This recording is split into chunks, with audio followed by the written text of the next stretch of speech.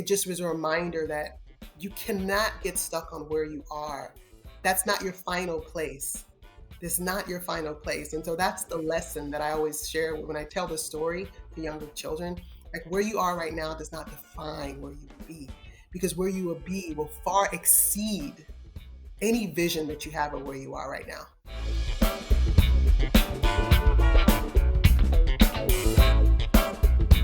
Welcome to a new season of Start Right Here, where I talk to BIPOC beauty pros about breaking into beauty, standing out, and defining success for themselves.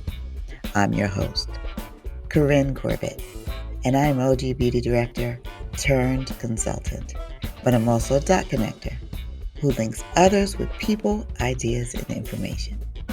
And I do this show because I am an advocate for creating an equitable, inclusive beauty industry. And this show is one way to bring you the information if you want to take a seat at the table or build one of your own. Let's get started with the show. Hi, everybody. Today, we're going to talk about the power in the pivot. Actually, finding your power in the pivot. And today's guest, Melissa Hibbért, is the CEO and founder of Shift Beauty, but she started out her career as a corporate marketing executive. And we're going to hear how she seized her power in the pivot and created a successful beauty business. Welcome, Melissa. Thank you so much, Corinne. Thanks for having me. It's great to be here. Wonderful. So I want to start with the foundation. So where did you grow up and how did it shape your ideas about beauty? I was born on the beautiful island of Jamaica. We immigrated here in the 80s. I was 7 years old when I left Jamaica, but I grew up in a place where I was seen, I was loved, I felt whole as a young Black child on that beautiful island. So when I came to the US, it was a different kind of reckoning in terms of who I am as a young Black girl growing up now in the US, going to school, formal school here, and really finding my place as a brown chocolate girl who, for the first time, that was a thing. But the great thing is I had such a good foundation in where I came from that I sort of navigated my way through early childhood just really confidently. And I saw my mom also show up really confidently. She always wore red lipstick and we always looked good. There were 7 children. We had a modest upbringing, but you couldn't tell. You always looked at us and felt like we had it all. And part of that was just ensuring that we just had the values of how we showed up in the world. But much of that came from watching my mom as she got her hair. Every Saturday, we would go to the beauty salon, every Saturday together. And so that really was started my belief and understanding in not just self-care, but how we show up in the world. So beauty has always been something that you've loved. But would you consider your career in beauty a destination or a detour? Oh, it's an absolute destination. I felt that at 14 years old, when I had the license now to wear makeup, and my first makeup product was red lipstick that I conveniently borrowed out of my mom's purse, took it to school with me and wore it all day. And I just felt alive. I felt this level of expression. And I'm like, if I feel this way, I know other people would feel this way. And then I had the unique opportunity to attend beauty school while in high school. I went to a liberal arts high school. So we had the opportunity to choose a trade, and my trade was beauty. I went to beauty school on the weekends with my friends from high school, and I graduated from high school and beauty school simultaneously. So I felt that somehow, once I had the energy of what beauty felt for me, the universe sort of conspired to show it up for me with this opportunity to go to beauty school while in high school. Then when I went away to college, it showed up in the way of me finding an abandoned salon in my dorm, going in there and cleaning it out and doing hair and makeup on the weekends. It showed up when I graduated from college and moved to New York City and was working in an executive, but hiding my beauty passion on the side. So it was always with me. But for me, it was one of those things where while it was a destination, I had to really understand why I was on this journey when my mind was telling me that I had a more traditional journey that I had to take. You said something which I cannot let go by. She found an abandoned hair salon at school. Yes. We've got to ask what school she went to. because not every school is going to have a beauty salon in the dorm. Yes. I attended the illustrious Fisk University, phenomenal HBCU in Nashville, Tennessee. And I arrived on campus freshman year. It wasn't my first choice of the dorm. Everyone wanted to be in the more popular dormitories, and I ended up in the not so popular dormitory. But, as we say, God has a bigger plan. And I took a tour around the dorm after putting my bags away in my room. And I went to the third floor and I saw that the light was shining in this room. The room was very dark. Everything was covered by tarp, but there was this one corner of an object that looked porcelain. I'm like, I can tell a sink from a mile away, because I was in beauty school prior to, so I know a sink from a mile away. I asked the RA to open up the room, and it turns out that it was an abandoned salon. It had had some sort of electrical fire years prior, and they never made it operable going forward. And so I'm like, we can do something with this. And I went to Walmart. I remember it was just took a taxi to Walmart, took like $30 and got a bunch of cleaning products. I came back, took off all the tarp, and I didn't even ask for permission. I just went ahead and did it, right? I was like, you know what? I'll ask for forgiveness later. But right now we need to do this. And so that's what happened. So I think that is amazing, particularly if you're a Black person who went to college. There was always someone or several people in the dorm who could do your hair. But very rarely, this may be just a diamond opportunity that Melissa had actual salon that she could work out of, a space where you're not sitting on the floor between somebody's legs, which there's nothing wrong with that. But operating almost like operating a business while in school and being a little bit more than a kitchen beautician. Yes. It was like operating a salon. We took appointments because I was a full-time student. I was a double major, pre-law and public administration. I had a full load. I also had 2 jobs off campus, working at Saks Fifth Avenue and also working at the credit union. But I made time for beauty Saturdays and Sunday mornings. We would literally take appointments, and I was charging next to nothing. $5 here, $10 here. But the great thing is the 5 girls that I went to high school with, we all actually got accepted to the same college. We all were also the ones that went to the beauty school together. So we had this functioning experience of like young beauty entrepreneurs at the time, not even calling ourselves that, putting our lashes on and hair. And the crazy thing is, so we also connected with someone locally who did nails. So she would come in and do nails with us. I mean, it was the most incredible thing. It's absolutely amazing. In some ways, it actually gave you even more confidence in beauty. And maybe that's one of the reasons it stayed so deeply embedded within you. It did. But for me, being in college, that was the goal. I wanted a formal education. I wanted the HBCU experience. I wanted to be a scholar. I wanted to be successful educationally. But I also had this creative passion that also just was equally calling me. But I did make sure that I was focused. I was focused as a student, but I loved doing beauty on the weekends. Yeah, I think that's amazing. Now, you mentioned that you felt the need to take a traditional path at some point. Let's talk about the career path you did take before working in beauty full time. What was your first job?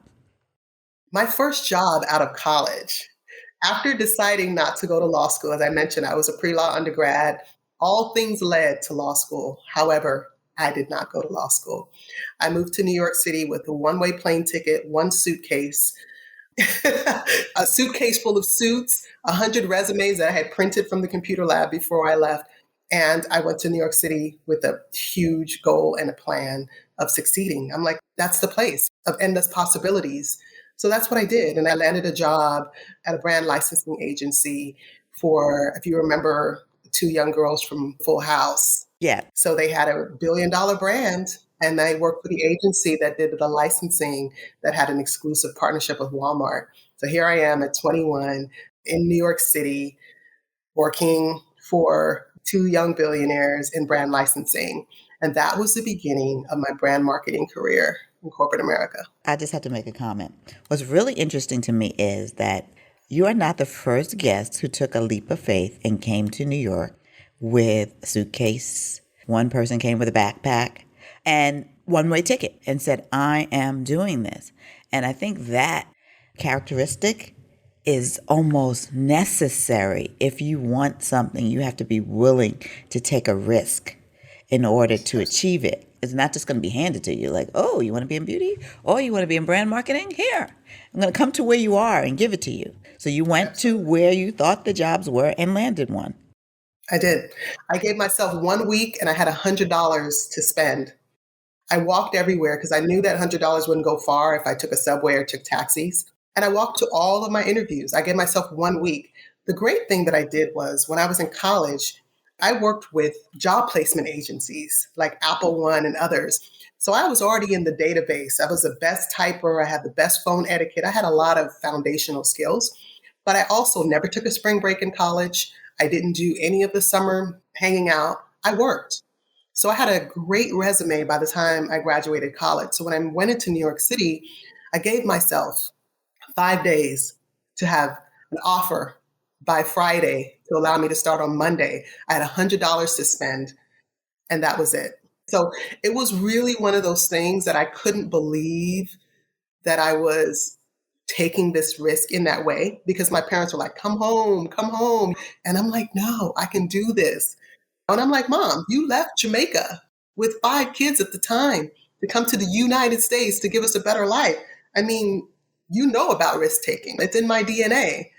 So I know it's her job to protect me, and that's really what it was. But I just felt it in my bones. I can do this. That's so fabulous. And for people who are listening or watching who are not aware, Mary-Kate and Ashley aren't the only ones who had like thriving licensing deals. Raven Simone, my goodness, she was the first young Black star to parlay that popularity into a thriving business as well. So for Melissa to have worked with Mary-Kate and Ashley on this is really, really great foundational training for her. It was. And I really didn't have any concept of brand licensing at the time. What I knew was that I had an opportunity to be a part of something great and whatever capacity that meant. And so this was my chance. And I was able to sort of bring some of that pre-law knowledge to the table because much of licensing is brokering deals and really knowing how to negotiate and navigate with the vendors and being able to articulate terms of the brand licensing agreement as a brand manager. And so it sort of like it was intentionally the place that I needed to be after choosing not to go to law school, because this was the other aspect of allowing me to sort of bring marketing and legal to the table. Yes, yes. And a lot of people don't have that skill. Like one of the things that many of us who choose entrepreneurship or corporate careers, the ability to negotiate is a critical skill that a lot of us don't acquire and then have to learn. I was on the debate team in college. Wow. So when I watched the movie Great Debaters, I'm like, ooh, that looks so familiar. But that was such grounds for me to understand business and have the confidence of not just knowing what I'm talking about, but defending it in a way that makes other people move to action. That's what I learned in college. And I took that with me, my 21-year-old self bouncing into New York City with no plan. But truthfully, I mean, it really all sort of was a setup for something bigger. After working with Mary-Kate and Ashley, you had a thriving career. Can you tell us some of the other places you worked and the lessons you took away from those roles? Yeah, my brand career continued to grow. I went from there to work for Napier and Monet high fashion jewelry. I was a merchandising analyst. So I actually worked across the board with all of their retailers. So from Bloomingdale's to Kohl's, et cetera. And that was a numbers sort of space to be in. So, understanding forecasting and how product was performing in certain markets versus other markets, et cetera. And so I looked at this brand merchandising experience that I was now undertaking as another level in a different category. So I went from apparel, accessories, and shoes, which was the Mary-Kate and Ashley brand, primarily licensing to Walmart, to now working on the brand side of high fashion jewelry, which I loved. As you can see, like I'm all about the jewelry. So I'm like in these spaces and places of things that I consume and that I love, and to be able to go to big retailers like Bloomingdale's and sit in the room and to be a representative this beautiful brand was phenomenal. And so for me, that was the place that I truly understood the finance and the numbers part of the brand industry and how that really plays a role in different markets across the country. So for each role, it sounds like you were building a toolkit that helped you pivot. Like you had amassed some tools that you could use wherever you went. Yeah, I was learning a lot fast and at a young age. As a young Black woman in New York City, I was acquiring a lot of knowledge in a short period of time. So in that acquisition, I really also had to really just be comfortable with what I was now going to do with everything that I learned. This was given to me for a reason. So every time I went into a new space, I had to bring that with me. Part of that was expressed during the interview process. So they understand that my competence. But the other part of that too was just like, surely that I belong here. And I always wanted to continue to elevate. I never worked on a parallel path. I was like, okay, I deserve a salary increase as a result. I could advocate for myself in a way that I felt that my career and the trajectory that I was on really justified me knowing my worth early. From Napier, where did you go from there? From there, I actually went to work for Nike. So I left New York City just before 9/11. And at that point, I was missing home a lot because I went home during the holidays.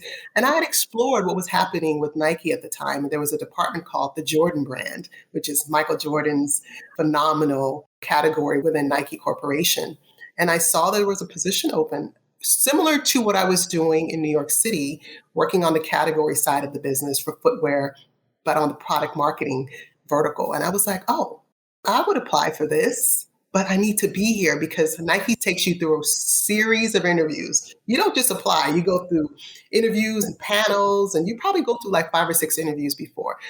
So I needed to leave New York in order to position myself for this. So I came back to Portland, went through my series of interviews, and landed a job working for the Jordan brand within the Nike Corporation. So literally working for Michael Jordan, which for me was a career highlight. Yes, I had worked for some amazing brand, but if you know my story of being in high school, and I told you we came from modest upbringings, so I didn't have a lot. I played basketball. I couldn't afford a Jordan shoe. My parents couldn't afford a Jordan shoe. I wore anything other than Jordans.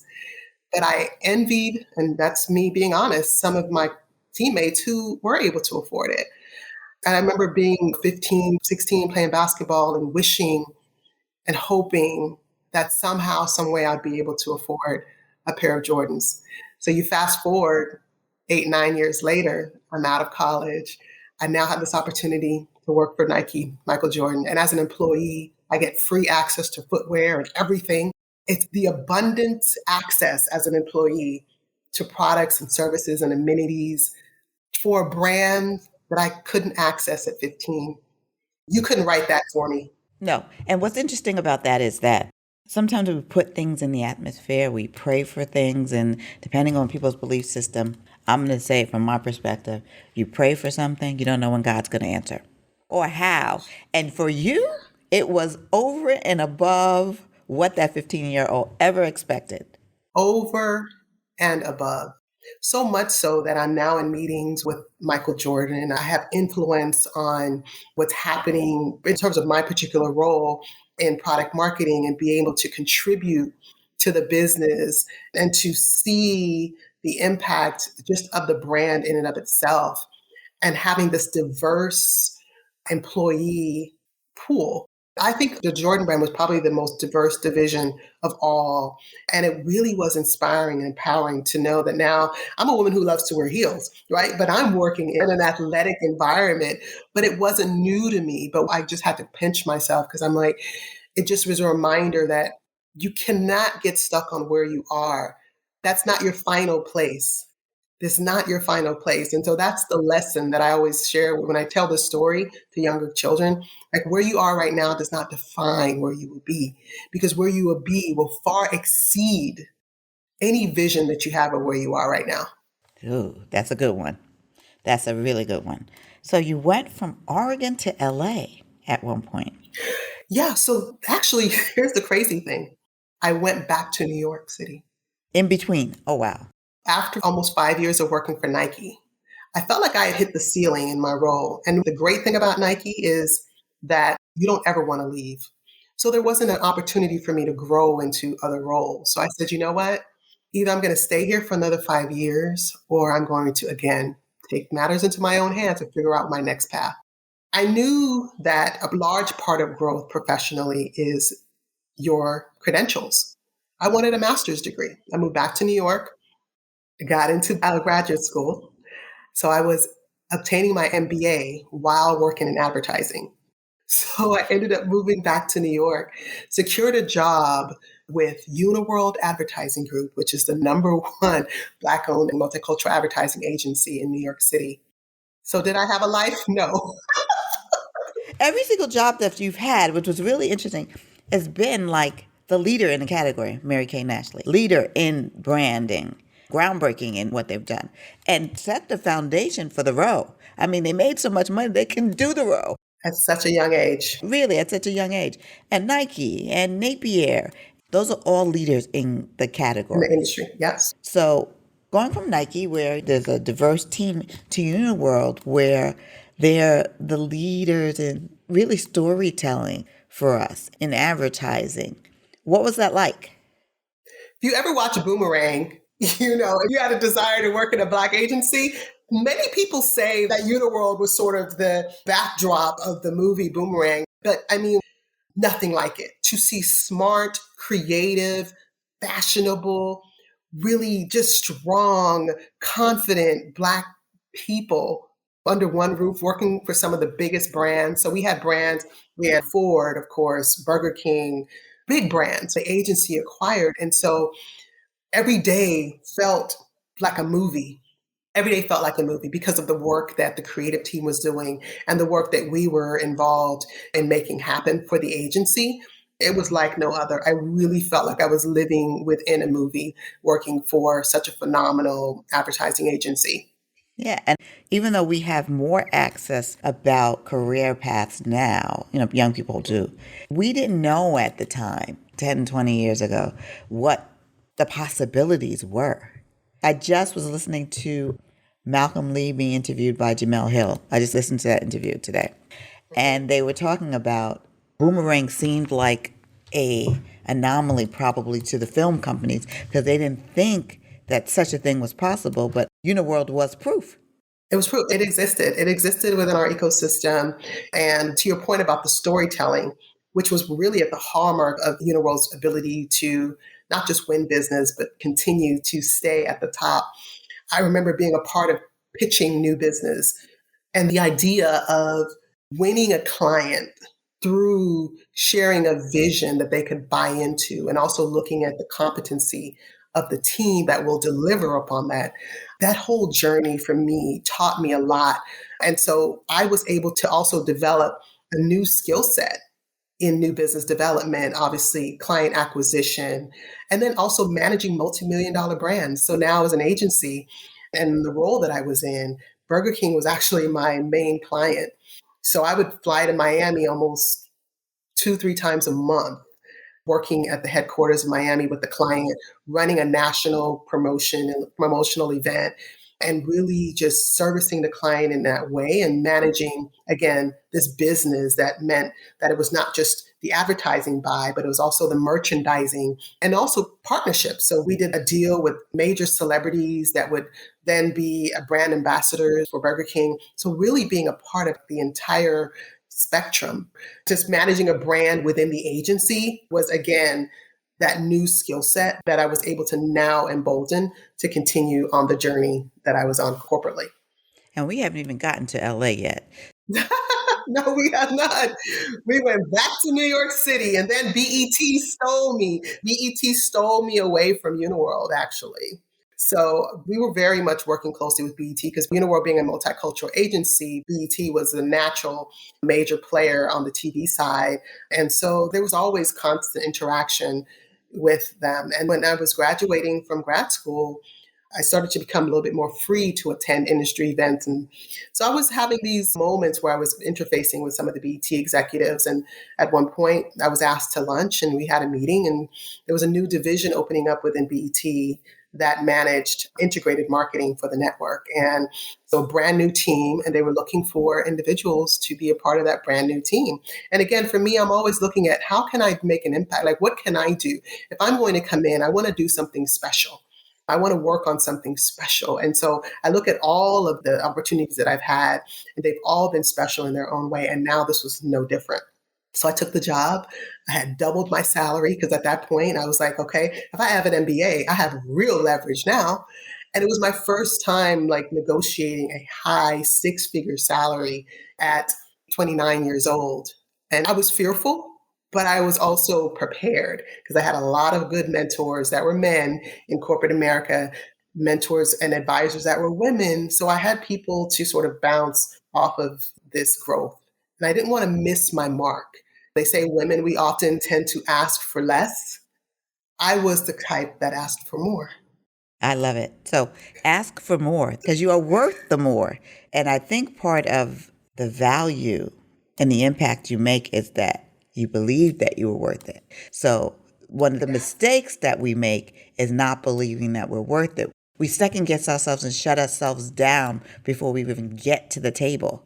And sometimes if somebody on the other side of the table feels that hesitancy, they have you. They have you. The worst that can happen is they offer less and you'll still be above where you want to be and need to be. So I sort of just went in with that. And it was very mutual. We both were happy with the terms and what we were able to do. What was your beauty passion at this point? Still there. Every holiday, somebody was getting married. And I'm the type that I always went home for the holidays still. So there were Melissa's coming home. Can you do some such and such makeup? But it was always like really quiet, hidden. So I didn't think that I'd be taken seriously as an executive and also as someone who enjoyed doing makeup and enjoyed beauty. It's different if I were like an executive and an artist, like I was painting on canvas. It was a different sort of mindset. And maybe it was my own limiting belief on like how I felt that this dualism of being a corporate executive, but having this passion for makeup.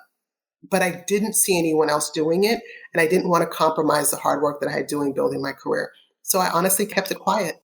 So you started suppressing this creativity and you're high flying in your career. The higher I climbed, the more I suppressed. And so what happened to you? What happened as a result? Suppression leads to depression. And I wouldn't say that I was depressed. What I knew is that I was losing the joy of the corporate life. So after I left BET, I moved to California. So I now moved to the Los Angeles Times entertainment division. So here I am working for one of the most prestigious publications in the country, the Los Angeles Times, in the entertainment marketing division and working on big projects, working on big partnerships. At the time I came in, we were looking at big partnerships for the All-Star Weekend. There was a lot of major things on the table. And for me, I started to feel that what I was suppressing was outweighing what I was giving in my day-to-day job. So I took a sabbatical, went back to Portland to my parents' home, walked away, just wanted some time. And I had the time to take vacation-wise, and I took it. And I just sat and I just was like, why am I not happy? I have this great career, this six-figure lifestyle. I have this and that, convertible, all the things that many would want at this. Why is this not enough? And I remember my mom was cooking in the kitchen and I was on her Facebook page. I'm like, Mom, your Facebook profile, we need to upgrade this. So when you get done cooking, I'm going to do a makeover on you.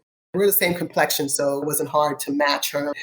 And I remember in the midst of doing my mother's makeover, in the middle of the kitchen, surrounded by the fragrances of ackee and saltfish and curry chicken, my answer came because I had this sense of like peace and freedom and joy just by seeing my mother's reaction. We went outside and we took some photos. We put that photo on her Facebook page. Till this day, it is like the most engagement she's ever had on her social media from the makeover, right? And I just felt like, why am I missing out on what really is calling me? Not that I didn't love my career, but it is now time. 14 years, I've given my all. There's nothing more that I need to do or want to do in corporate America. It is now time for me to honor my truth. And my truth is I love beauty and beauty loves me. Here's what's interesting. Let me peel back a little bit. When I was in advertising working for Mr. Lewis, who was the president of UniWorld, I remember we were pitching to, I want to say it was CoverGirl at the time. And I'm on the Burger King account. So I'm on like a different side of the agency where I'm not on the beauty side with the beauty team, although I've always wanted to be. I worked on burgers and Whoppers, and it was fine. But I had the opportunity to go be a part of the pitch team for CoverGirl. The president called me into his office and he said, would you be interested in being part of this pitch team with us? He's like, I know you work on Burger King, but this will just be, about a week's worth of your time. And I was like, Mr. Lewis, why me? And he looked at me, he said, because you know beauty. Still to this day, it's the thing that stuck with me because oftentimes we may undermine what other people have to say about us. And I say that's why it's so important to pay attention, not just to yourself, but also externally and all the things. And for him to see how I show up at work every day, always in my makeup, always showing up as me, he knew nothing about the thing that I was suppressing. He specifically said, I know beauty because of how I show up to work every day. So didn't know how deep it ran. And so I was honored. Honestly, I went to the bathroom and I cried because I was just like, I'm seen by someone who is a leader in this industry. I never came to work talking about beauty, but he saw me and he validated the thing that I was suppressing. So I knew it was just as a matter of time. It was just a ticking, tick tock, tick tock, tick tock. And when I got to California, the clock had ran out, in my opinion.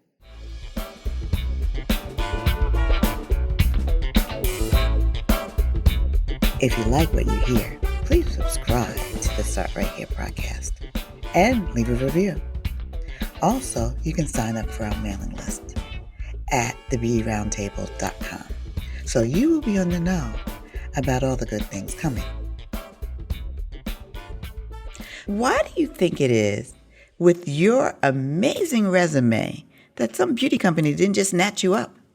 There are only 3% of Black women today are in C-suite positions within beauty. There was no one there that would advocate for me to come in. So if you look at my background, it was all like fashion, apparel, nothing beauty.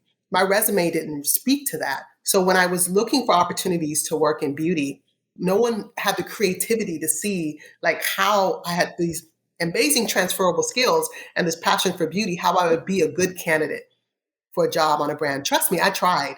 I applied to hundreds of jobs in beauty before I left corporate America, and no one would hire me. When I moved to California during that time frame, this was 2009, there weren't many beauty brands. Now there are plenty, but at the time there weren't many.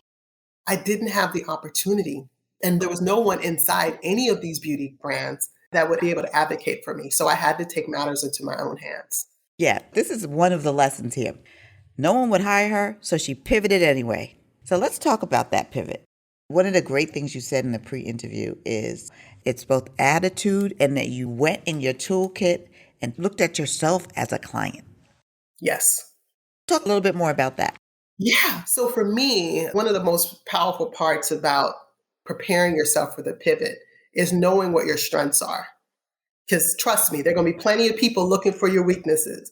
And then how do I galvanize around my strengths so that other people can believe and buy into it? So when I left corporate America to now coming into beauty in the way that I came in, walking away from all the things that many people would have been attached to as an executive, I now was working into an industry where I had to start from scratch. No one cared about me working for Michael Jordan and all the things.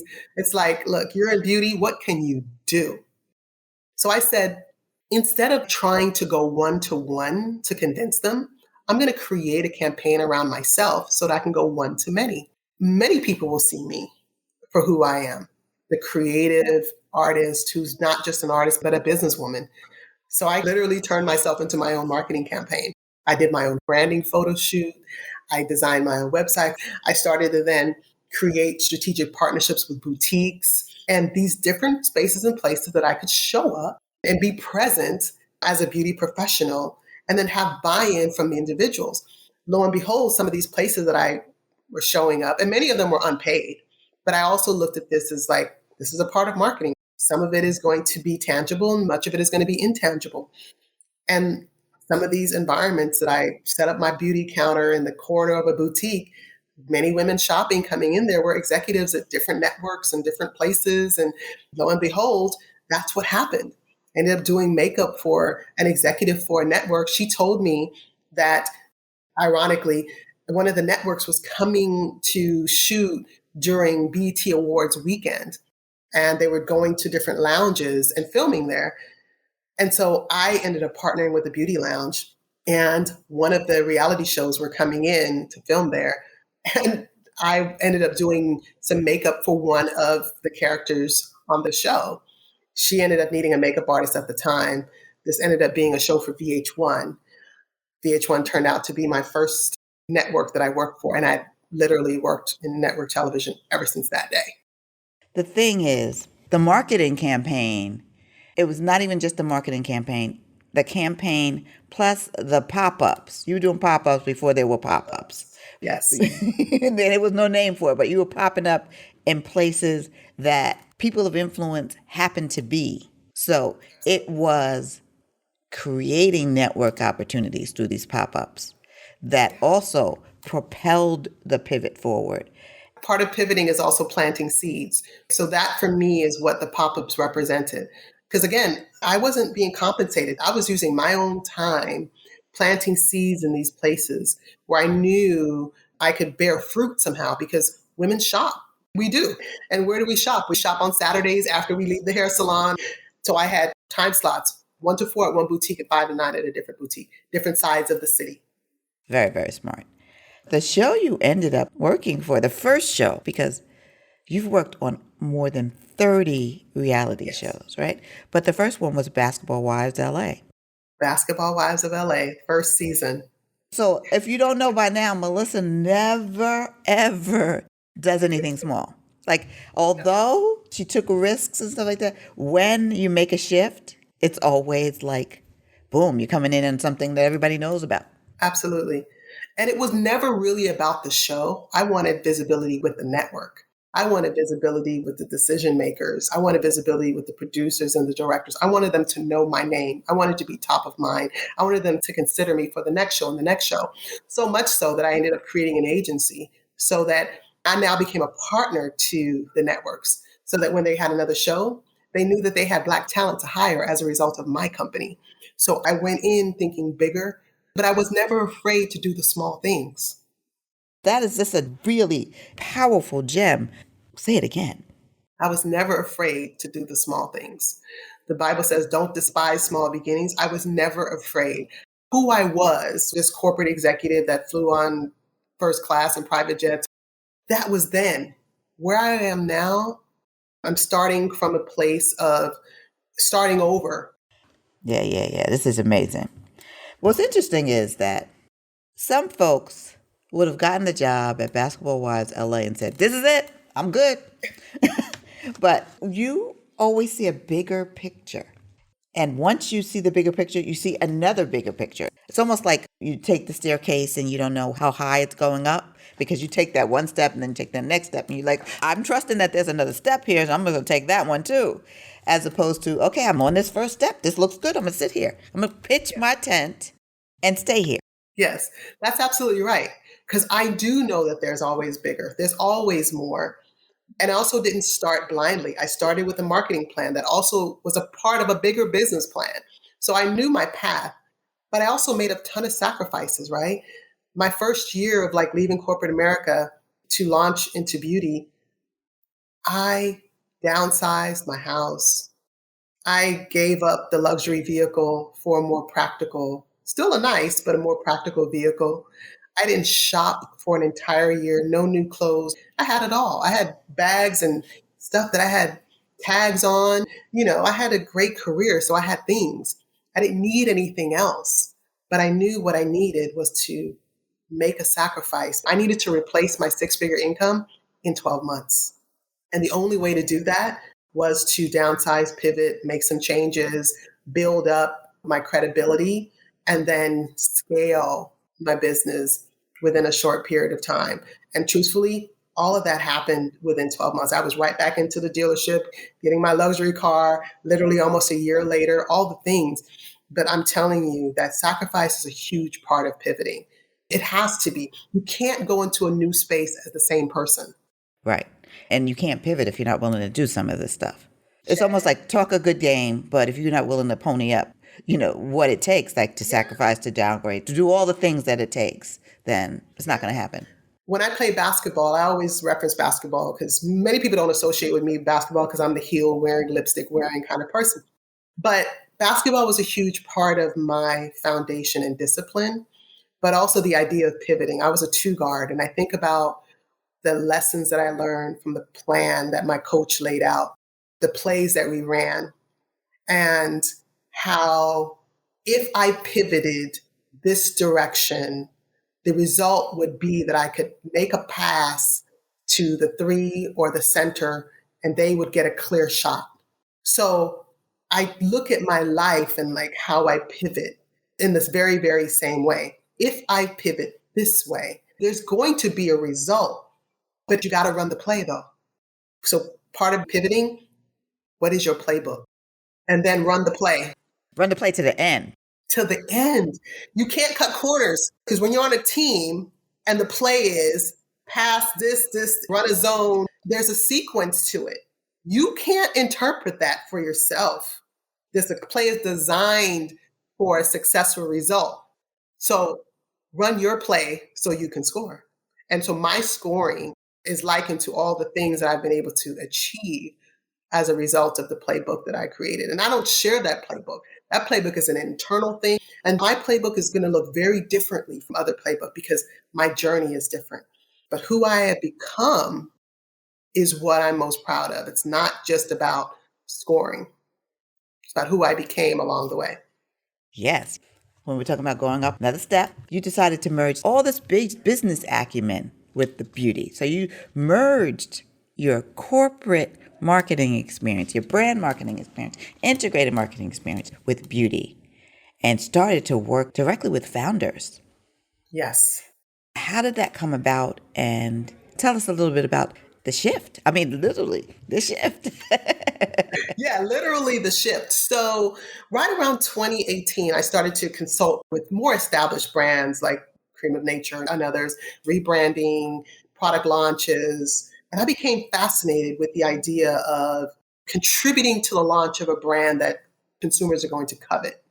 And I'm like, I can't really do that as a beauty professional, but is there something that I can do in a way that allows me to intersect what I was doing in corporate America with where I am in beauty? It took a minute to percolate on that and figure that out. But I think what moved that needle forward was watching my daughter grow up. She was now 2.5 at the time. When you work in film and television, it's 12, 14-hour days. It's quite a bit of a wait time. And I said, I don't want to miss any more time. Now I'm 10 years into that. I've done the great work. Now I need to do the great work as a mother. How can I still be present as a mom and also still be a contributor in this industry that I love and the industry that loves me? That's what I went back to the playbook, created another play. And that play was that I was going to now step away from film and television to working with people to work with brands. And how that looked is I'm going to bring in all of the business, licensing, brand, agency, creative to the table with brands who are creating products that want to get into the hands of women who love beauty just like I do. The thing is with founders that all that background that I talked about, they do not have.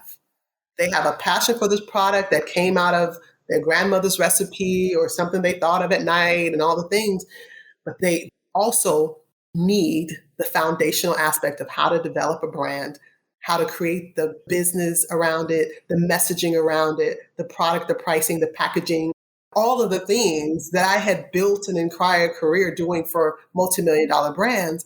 I now wanted to be a resource for Black women-founded brands primarily to help them scale and grow their business with my knowledge, my information, my journey, my resources. They can do it quicker. They can make less mistakes because they have me on their team. They can grow quicker, grow faster because they have access. They don't have to wait. They don't have to stumble. They don't have to beg. They just have me. I am who I needed when I first started because I actually had a brand for a short period of time. Oh, you did? What kind of product did you make? It's called Chic Cosmetics. It was a full color cosmetics brand that I launched in 2015. And I had it for 2 years. And when I got pregnant with my daughter and got married, I couldn't manage both. I needed someone like me to tell me how to pivot. If I had someone like me to say, as a founder, here's what you do. You don't close shop. You audit your brand. What is selling best? Scale your business back. Focus your efforts around that, but don't close. My thing was I didn't have access to anyone like me who could be the brain that would separate what was happening in my business, give me hope. So I am who I would have needed at that time. And I always say that I'm the entrepreneur for the entrepreneur. I love that. And one of the benefits of working with you is that you're not approaching it with the same emotion they may have attached to the work that they're doing. And while the brand can become their life in a lot of ways, it's almost like they can't see the forest for the trees because you become so engrossed and attached to things that you do need someone with a little bit of distance to be able to assess. You should do this, maybe not that. I know you love it, but what value does it bring to what you're doing, to your goal, etc.? Yeah, 100%. One of the number one things that I see founders do is they start with the passion, but they never solve a problem. Many of them don't go in with solving a problem in mind. So much of what I have to do is sort of go back to the basics to say, okay, you have a great product. Don't get me wrong. And I hear your passion, but what problem are you solving? Because if it's not doing that, then why are we here? So we now have to go back and find a reason. We often do. The thing about working with me that I think provides a ton of value is the fact that I push my founders out of their comfort zone. If you look at my whole career, it's been about getting out of your comfort zone. Nothing about pivoting is comfortable. Nothing about sacrificing is comfortable. But there's so much growth, success, and opportunity outside of your comfort zone. So when you work with me, you're shifting from where you were to where you ultimately want to be. And you're going to do that in a place that is uncomfortable. But trust me, on the other side of that is the brand that you want, the success that you want, the revenue that you want, the awareness that you want, all of those things. But many of my founders have never done interviews. They've never been on camera because a lot of them are introverted. They want to be in the kitchen or in the lab behind the scenes. And I'm saying you have to be the face of your brand. Nobody can be an author and an ambassador of your brand better than you. No influencer can do it. No one else can do it. Why do you think Oprah was on the cover of her magazine all these years? There's an art to it. There's an art to knowing who you are matters in the space of showing up for your product. And so I create this whole photo shoot for them and I get them to see what is possible if they show up for their own brands. I put them on interviews. I make sure they do lives. Being a founder is very, very multifaceted. It is probably one of the hardest work that you will ever do because in order to get far, you have to be the one to do it. And I say that the brands that are successful with me are the ones that participate in their success. Right. I love that. What do you think the most difficult obstacle you had to overcome was? Yeah, that's a really, really great question. I think it could be a lot of things, but I think one of them more than anything was when I left working with people to work with brands, I disappointed a lot of people. There were a lot of celebrities and a lot of clients who trusted me for years, only wanted my work and my hands in their face, only wanted my energy in their space. And I get it because I built that trust with them. I built that connection with them. I built that loyalty with them for years. Many of my clients have been with me for years. And so when it was time to walk away and choose me, choose this new path, pivot differently away from people to brands and to products, it disappointed a lot of people. But that's life too. Your journey is going to mean that you may disappoint some people along the way. But the person that I can't disappoint is my child and myself. Like when I look at the work that I have to do to ensure that I'm the mirror that she sees, what's possible for her life, that far outweighs sort of the expectation of a client who like really, really wants me to do their makeup. I had to make a decision. And adulting, being an adult and being a businesswoman and being a business person is also a part of making those hard decisions. And when you make them, particularly in my world of beauty, there were some people that were disappointed. And it was very, very difficult because some of them wanted to sort of pull me out of retirement. I just had to stand my ground because I didn't want to confuse where I was going. And so if someone saw me doing X's makeup still, they would be like, well, she told me no. And it's part of consistency is also the focus, the intention that you put behind your own brand. And that for me, I had to stay true to that. So I would say in the most recent time, that was the hardest thing because I really had a lot of loyal clients and I loved working with them. But when you pivot, sometimes you have to leave some things and people behind. Whew, that's another gem right there. Melissa, what do you do to give back? Is that something that's important to you? Giving back is extremely important to me, so much so that I created what I call a fund called We Fund Beauty. And basically what that does is it provides micro grants to beauty founders to participate in face-to-face events. I know that oftentimes the vendor fees, a lot of these expos and events can impact the brand's ability to make a profit because vendors' fees are costly. And oftentimes they're not able to get a return on investment. So I eliminate that by paying for their fees to attend and participate in these trade show events so that their ability to be profitable is likely greater. And I feel that that's for me is a way of just letting them know that I believe in them and also giving them just a break. I think we all need a break. And when we give and when we receive something, a contribution that sort of lightens the load a little bit, it gives us even more hope. And that's really what I want to do for these founders is give them hope by supporting them along their journey. And these events really do matter because they get an opportunity to not only sell products face to face, but also network across the aisle. So we're just creating that space for them. What gives you joy now? What gives me joy right now is I have like real weekends and like real time with my daughter. So I get to work in the business of beauty and I still get to be 100% mom. And so now my business and my career is crafted in a way I give my best to my clients. I give my best to my industry. But I also get my weekends when I take my daughter to the amusement park and travel with her and go to Lego, all the things that she wants to do. She never feels like an afterthought. She's 5 now.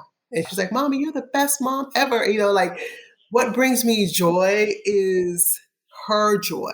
As a parent, there's nothing more rewarding than the validation from your own children's mouth that you're doing something right. And I'm not looking for it.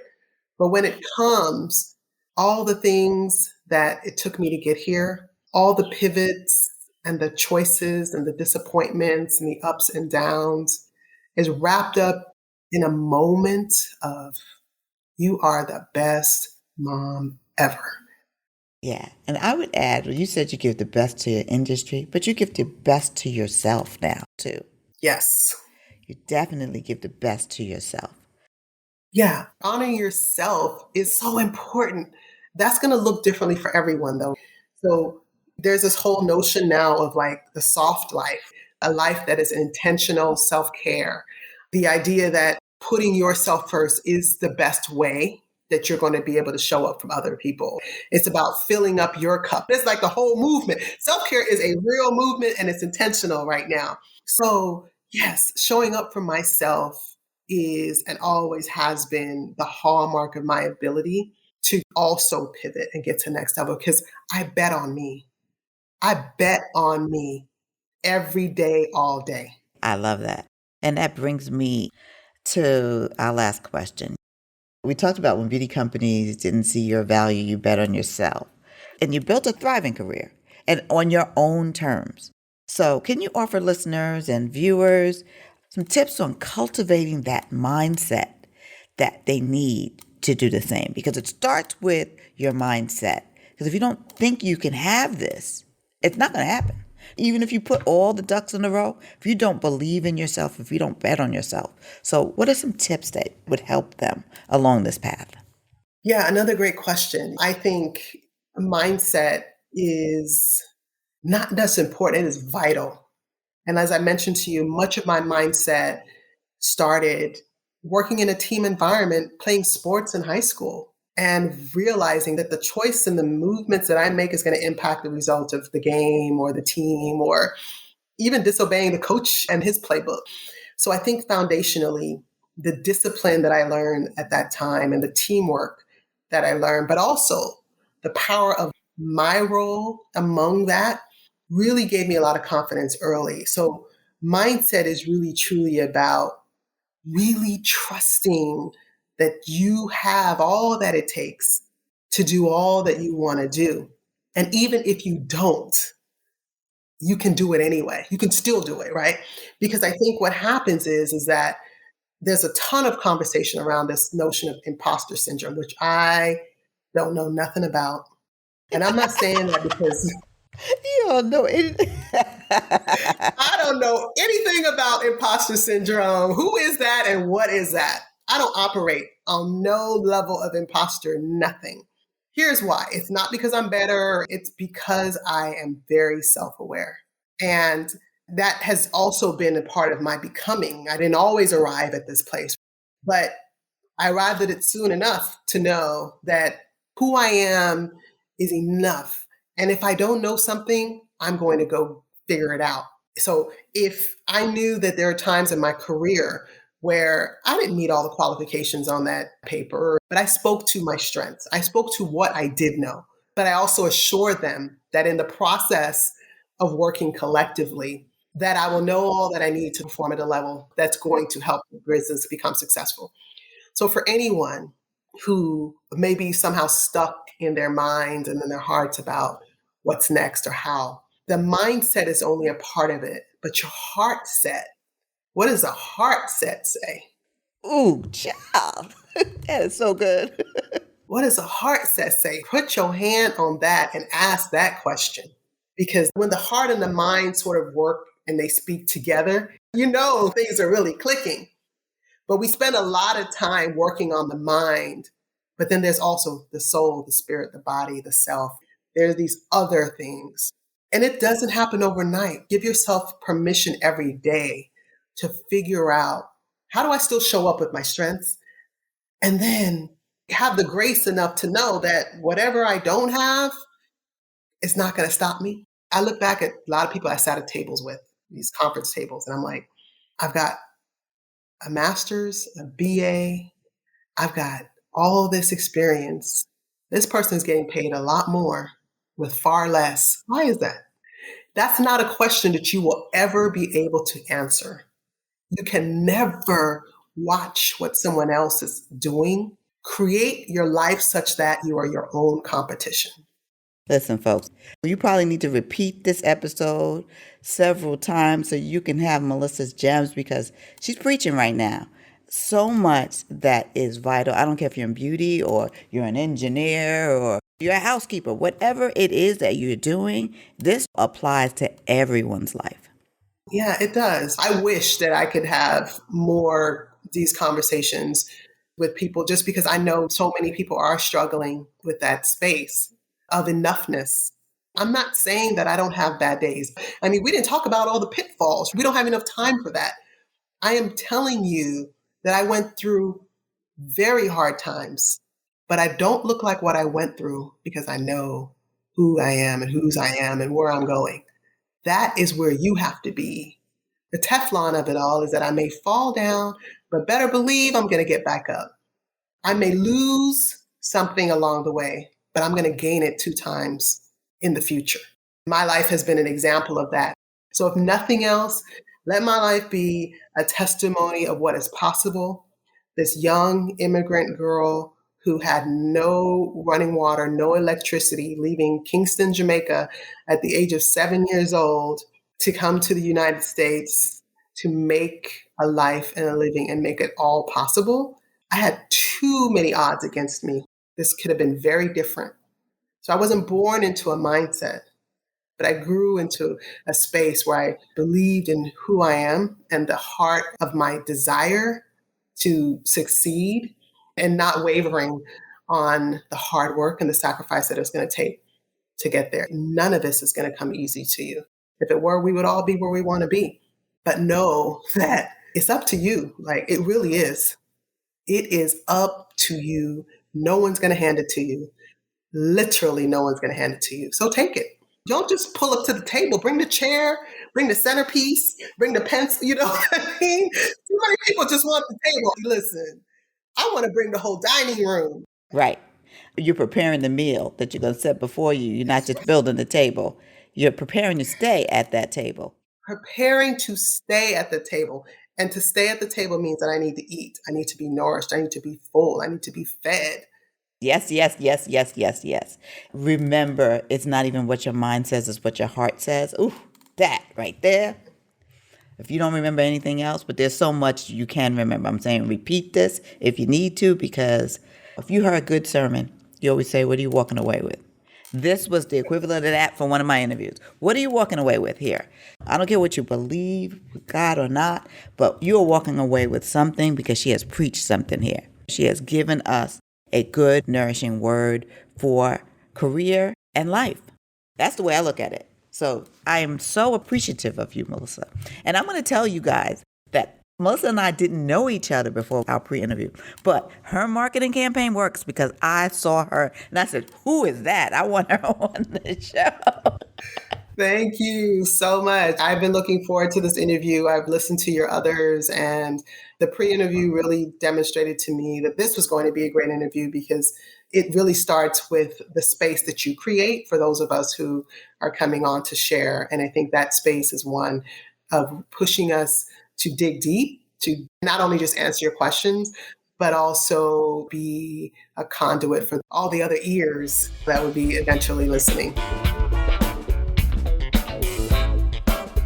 That's our show for today. Follow Start Right Here on Instagram at start_right_here_podcast. And check out the Last Word newsletter for my latest musings on beauty and inclusion.